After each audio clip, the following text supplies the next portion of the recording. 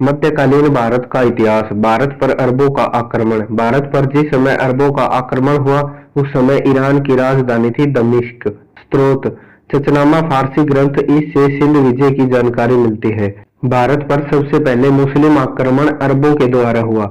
इनका उद्देश्य था साम्राज्य का विस्तार करना और धन प्राप्ति करना और इस्लाम धर्म का प्रचार करना। भारत पर अरबों का आक्रमण 711 ईस्वी में 2 बार हुआ, पर ये असफल रहे। पहला प्रयास अब्दुल्ला ने किया, दूसरा प्रयास बुंदेल ने किया। यह हार जाते हैं। 712 ईस्वी के अंदर मोहम्मद बिन कासिम ने प्रथम सफल आक्रमण किया तथा सिंध को जीत लिया।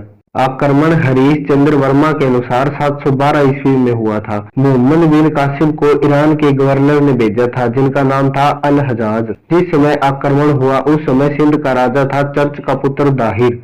यह एक ब्राह्मण हिंदू था। आक्रमण के परिणाम: भारत में पहली बार इस्लाम का प्रवेश होता है। हिंद हिंदू शब्द का प्रयोग सबसे पहले अरब वासियों द्वारा किया गया। खजूर की खेती प्रारंभ होती है। ऊंट को पालना प्रारंभ होता है। पहली बार भारत के अंदर जजिया कर लगता है। पंचतंत्र, ब्रह्म सिद्धांत आदि का अरबी अनुवाद करवाया जाता है।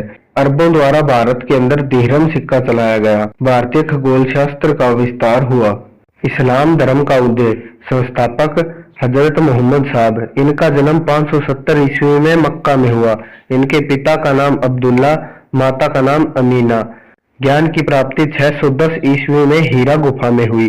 हिजारी संवत की शुरुआत 24 सितंबर 622 ईस्वी को हुई।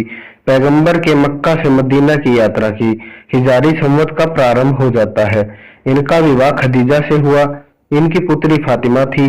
दामाद का नाम अली था।